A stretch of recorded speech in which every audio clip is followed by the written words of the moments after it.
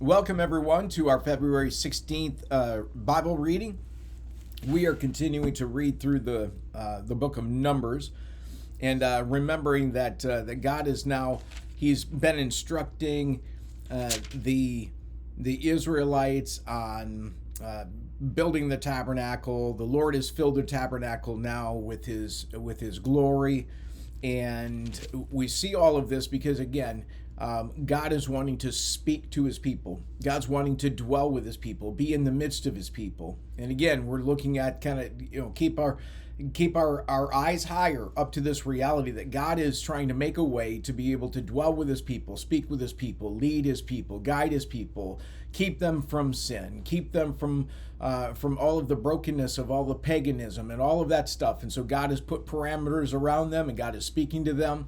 God has given them very clear instructions for worship.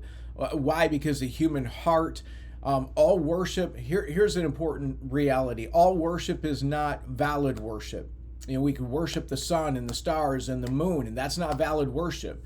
God doesn't want us going to worship the creation. He wants us to worship the Creator. And He doesn't want us doing crazy things like sacrificing our children into the fires, and in the hopes that maybe the fertility gods will bless us so that we'll have better crops and things like that. And that's what a lot of pagan worship ended up becoming. And so God is clear in His instructions for them in what they're supposed to do, what the tabernacle is supposed to be, and so that they can come in and they can recognize their sinfulness and God's holiness, right? Because mankind is walking in with our sinfulness, and we can't just casually come into the presence of God. God is holy. God. It's like think about like a volcano that's erupting, this lava that is on fire. You can't just go up and touch lava. You would instantly be burned, and you would be completely incinerated by the lava. That's kind of like the holiness of God. God is so pure, so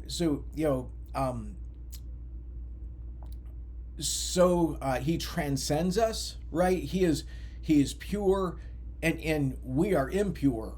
And so God is making this possible for us, impure people, to be in the presence of a pure God, and without being destroyed because of our impurities.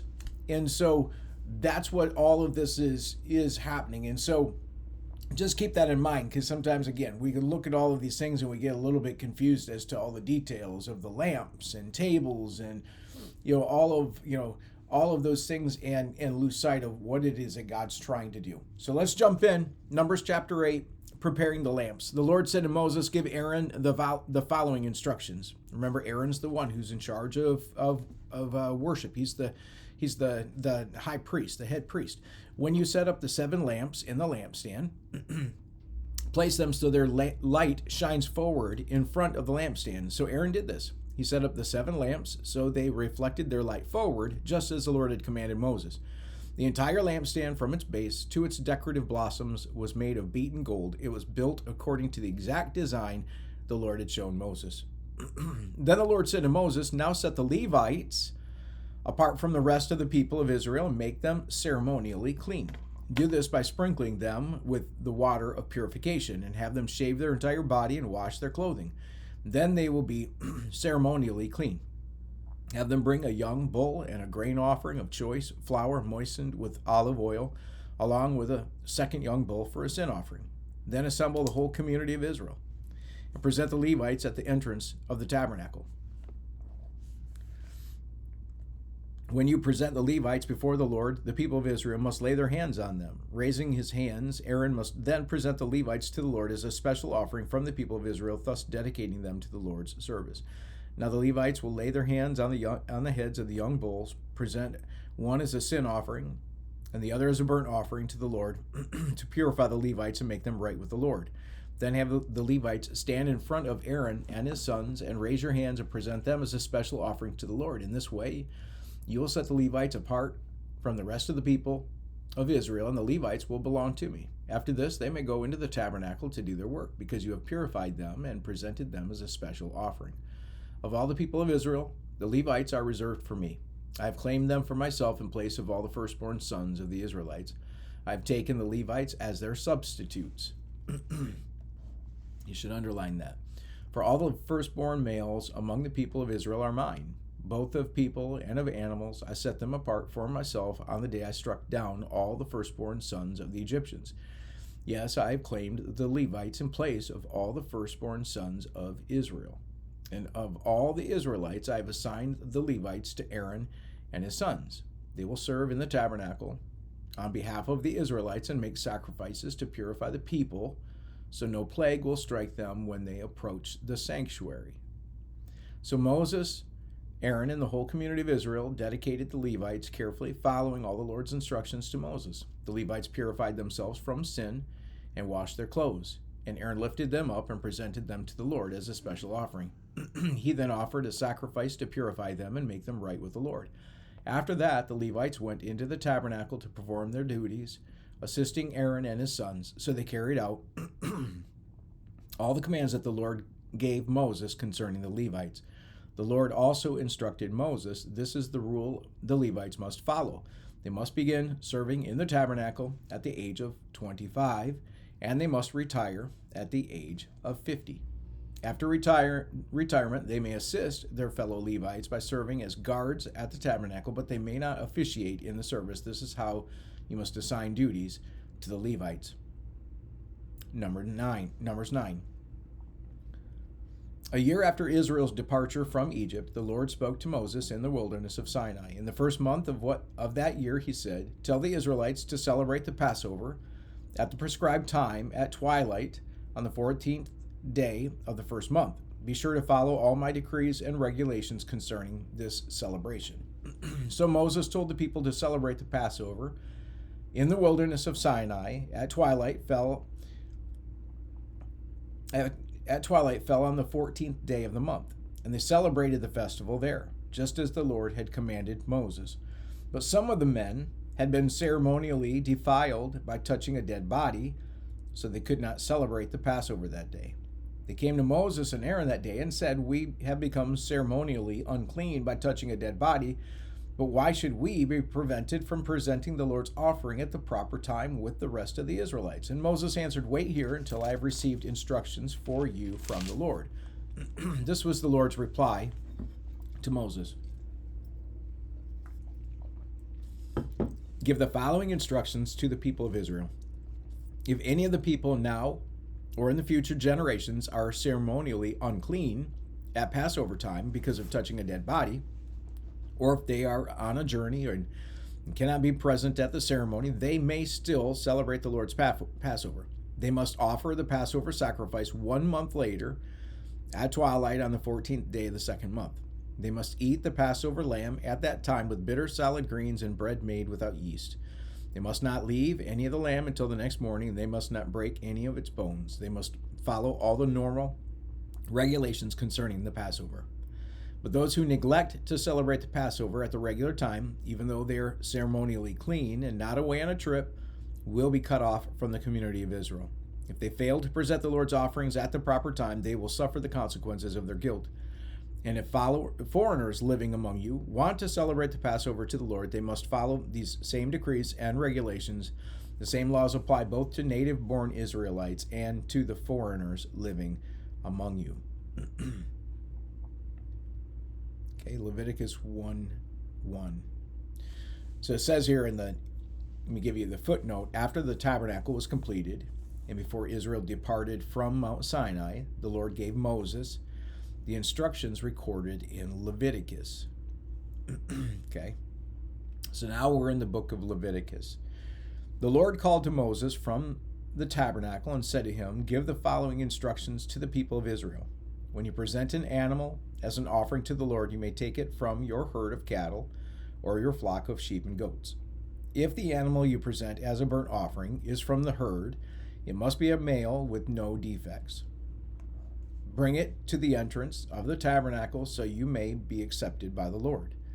Lay your hand on the animal's head, and the Lord will accept its death in your place to purify you, making you right with him. Then slaughter the young bull in the Lord's presence, and Aaron's sons, the priest, will present the animal's blood by splattering it on against all sides of the altar that stands at the entrance to the tabernacle. Then skin the animal and cut it into pieces. The sons of Aaron, the priest, will build a wood fire on the altar. They will arrange the pieces of the offering, including the head and fat, on the wood burning on the altar. But the internal organs and the legs must be first washed with water.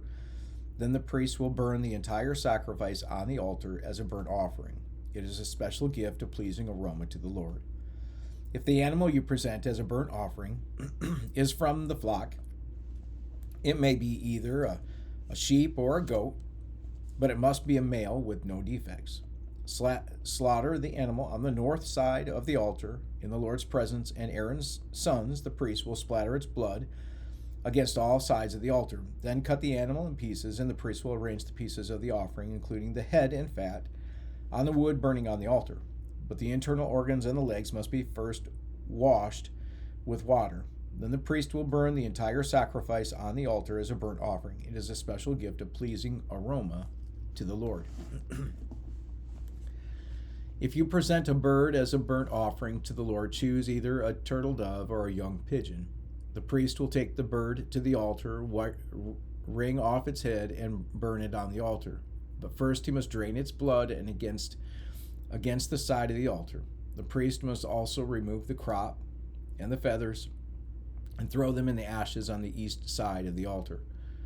Then, grasping the bird by its wings, the priest will tear the bird open, but without tearing it apart.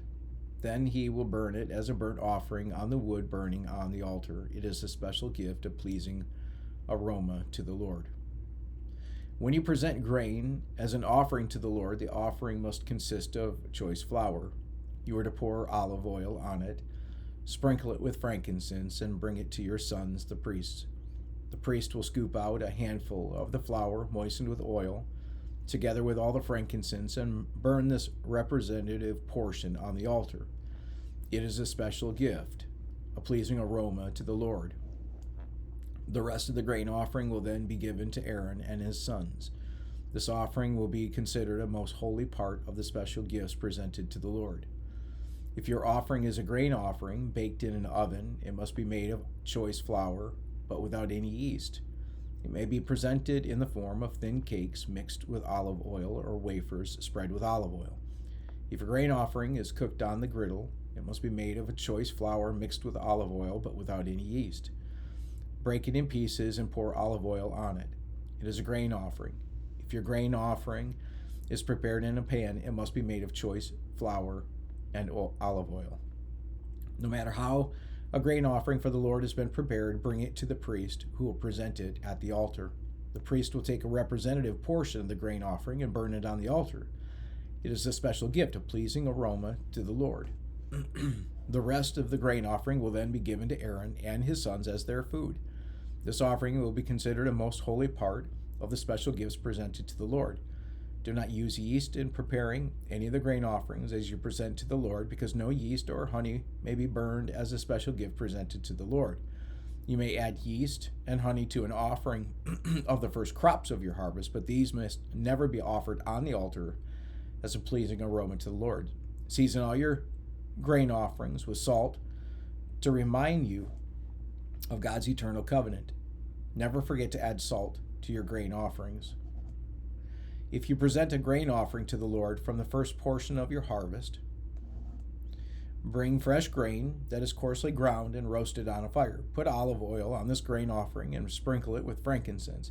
The priest will take a representative portion of the grain moistened with oil, together with all the frankincense, and burn it as a special gift presented to the Lord. Leviticus 3. If you present an animal from the herd as a peace offering to the Lord, it may be a male or a female, but it must have no defects. Lay your hand on the animal's head and slaughter it at the entrance of the tabernacle. And then Aaron's sons, the priests, will splatter its blood against all sides of the altar. The priest must present part of this peace offering as a special gift to the Lord. This includes all the fat around the internal organs, the 2 kidneys, and the fat around them near the loins and the long lobe of the liver. This must be removed with the kidneys, and Aaron's sons will burn them on top of the burnt offering on the wood burning on the altar. It is a special gift of pleasing aroma to the Lord. If you present an animal from the flock as a peace offering to the Lord, it may be a male or female, but it must have no defects. If you present a sheep as your offering, bring it to the Lord. Lay your hand on its head and slaughter it in front of the tabernacle. Aaron's sons will then splatter the sheep's blood against all sides of the altar. The priest must present the fat of this peace offering as a special gift to the Lord. This includes the fat of the broad tail, cut off near the backbone, all the fat around the internal organs, the 2 kidneys, and the fat around them near the loins, and the long lobe of the liver. These must be removed with the kidneys. The priest will burn them on the altar. It is a special gift of food presented to the Lord. If you present a goat as your offering, bring it to the Lord. Lay your hand on its head and slaughter it in front of the tabernacle. Aaron's sons will then splatter the goat's blood against all sides of the altar. The priest must present part of this offering as a special gift to the Lord. This includes all the fat around the internal organs, the 2 kidneys, and the fat around them near the loins, and the long lobe of the liver. These must be removed with the kidneys, and the priest will burn them on the altar. It is a special gift of food, a pleasing aroma to the Lord. All the fat belongs to the Lord. You must never eat any fat or blood. This is a permanent law for you, and it must be observed from generation to generation wherever you live. Okay, we'll follow up here in a few minutes with a commentary video. Let me make a few notes, and then I'll present that to you. So thanks so much for reading with me today. Stay tuned for the video to come.